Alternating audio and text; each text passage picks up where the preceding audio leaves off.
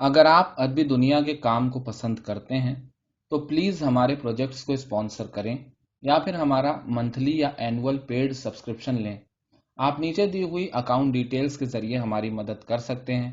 ساتھ ہی ساتھ اس بارے میں کسی بھی طرح کی بات جاننے کے لیے ہمیں میل بھی لکھ سکتے ہیں۔ ہمارا پتہ ہے ادبی دنیا@gmail.com۔ ادبی دنیا آپ کی مدد سے اردو اور ہندی لٹریچر کے ساتھ ساتھ دوسری زبانوں کے ترجمے یا انواد کو اسی طرح لوگوں تک مفت پہنچانے کا کام کرتی رہے گی۔ ویڈیو کو لائک اور شیئر کیجیے، ساتھ ہی ساتھ چینل کو سبسکرائب کرنا اور بیل آئیکن دبانا نہ بھولیے۔ شکریہ۔ شریفن، سعادت حسن منٹو۔ جب قاسم نے اپنے گھر کا دروازہ کھولا تو اسے صرف ایک گولی کی جلن تھی جو اس کی دہنی پنڈلی میں گڑ گئی تھی، لیکن اندر داخل ہو کر جب اس نے اپنی بیوی کی لاش دیکھی تو اس کی آنکھوں میں خون اتر آیا۔ قریب تھا کہ وہ لکڑیاں پھاڑنے والے گنڈاسے کو اٹھا کر دیوانہ وار نکل جائے اور قتل و غارت گری کا بازار گرم کر دے کہ دفتن اسے اپنی لڑکی شریفن کا خیال آیا۔ شریفن، شریفن، اس نے بلند آواز میں پکارنا شروع کیا۔ سامنے دالان کے دونوں دروازے بند تھے۔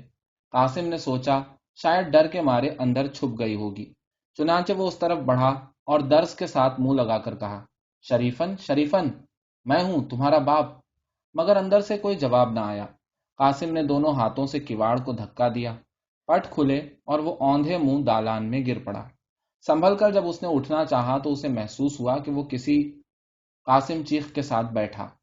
1 گز کے فاصلے پر ایک جوان لڑکی کی لاش پڑی تھی، ننگی، بالکل ننگی، گورا گورا سڈول جسم، چھت کی طرف اٹھے ہوئے چھوٹے چھوٹے پستان۔ ایک دم قاسم کا سارا وجود ہل گیا۔ اس کی گہرائیوں سے ایک فلک شگاف چیخ اٹھی، لیکن اس کے ہونٹ اس قدر زور سے بھیچے ہوئے تھے کہ باہر نہ نکل سکی۔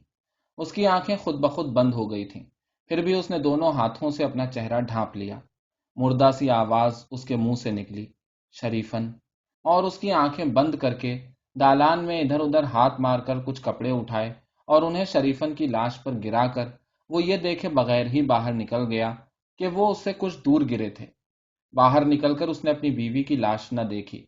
بہت ممکن ہے اسے نظر ہی نہ آئی ہو، اس لیے کہ اس کی آنکھیں شریفن کی ننگی لاش سے بھری ہوئی تھیں۔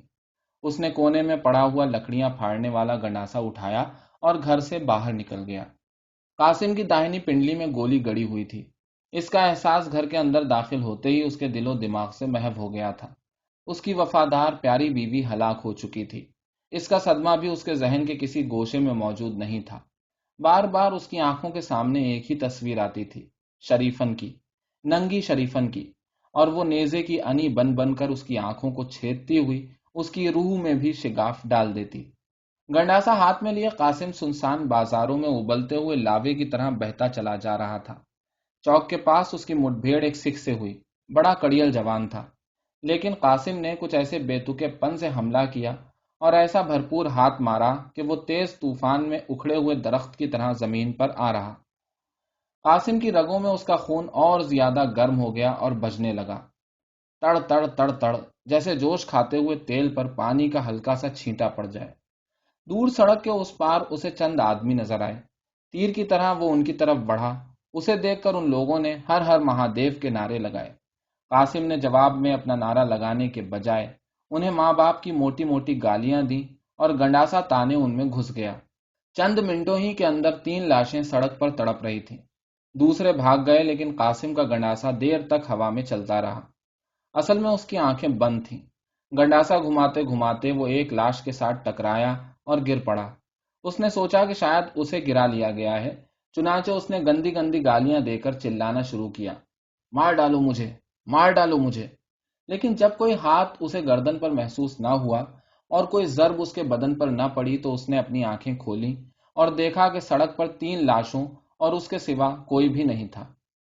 ایک لہجے کے لیے قاسم کو مایوسی ہوئی، کیونکہ شاید وہ مر جانا چاہتا تھا، لیکن ایک دم شریفن، ننگی شریفن کی تصویر اس کی آنکھوں میں پگھلے ہوئے سیسے کی طرح اتر گئی اور اس کے سارے وجود کو بارود کا جلتا ہوا فلیتا بنا گئی۔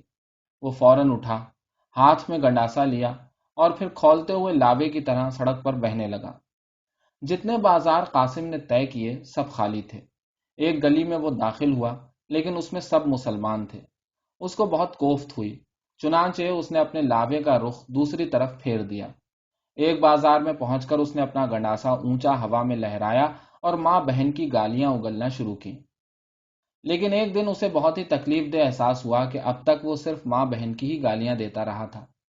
چنانچہ اس نے فوراً بیٹی کی گالی دینا شروع کی، اور ایسی جتنی گالیاں اسے یاد تھیں سب کی سب ایک ہی سانس میں باہر الٹ دیں۔ پھر بھی اس کی تشفی نہ ہوئی۔ جھنجلا کر وہ ایک مکان کی طرف بڑھا جس کے دروازے کے اوپر ہندی میں کچھ لکھا تھا۔ دروازہ اندر سے بند تھا۔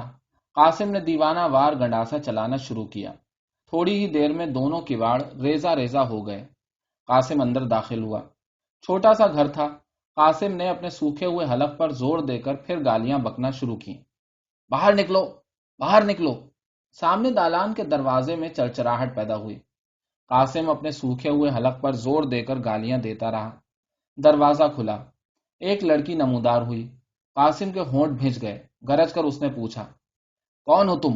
لڑکی نے خشک ہونٹوں پر زبان پھیری اور جواب دیا، ہندو۔ قاسم تن کر کھڑا ہو گیا۔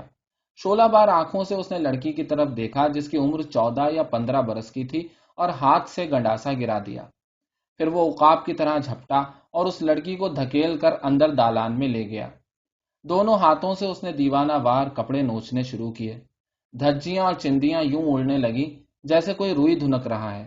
تقریباً آدھ گھنٹہ قاسم اپنا انتقام لینے میں مصروف رہا۔ لڑکی نے کوئی مزاحمت نہ کی، اس لیے کہ وہ فرش پر گرتے ہی بے ہوش ہو گئی تھی۔ جب قاسم نے آنکھیں کھولی تو اس کے دونوں ہاتھ لڑکی کی گردن میں دھسے ہوئے تھے۔ ایک جھٹکے کے ساتھ انہیں علیحدہ کر کے وہ اٹھا۔ پسینے میں غرق اس نے ایک نظر اس لڑکی کی طرف دیکھا تاکہ اس کی اور تشفی ہو سکے۔ ایک گز کے فاصلے پر اس جوان لڑکی کی لاش پڑی تھی، ننگی، بالکل ننگی، گورا گورا سڈول جسم، چھت کی طرف اٹھے ہوئے چھوٹے پستان۔ قاسم کی آنکھیں ایک دم بند ہو گئیں۔ دونوں ہاتھوں سے اس نے اپنا چہرہ ڈھانپ لیا۔ بدن پر گرم گرم پسینہ برف ہو گیا اور اس کی رگوں میں کھولتا ہوا لاوا پتھر کی طرح منجمد ہو گیا۔ تھوڑی دیر کے بعد ایک آدمی تلوار سے مسلح مکان کے اندر داخل ہوا۔ اس نے دیکھا کہ دالان میں کوئی شخص آنکھیں بند کیے لرزتے ہاتھوں سے فرش پر پڑی ہوئی چیز پر کمبل ڈال رہا ہے۔ اس نے گرج کر اس سے پوچھا، کون ہو تم؟ قاسم چونکا۔ اس کی آنکھیں کھل گئیں مگر اسے کچھ نظر نہ آیا۔ مسلح آدمی چلایا، قاسم!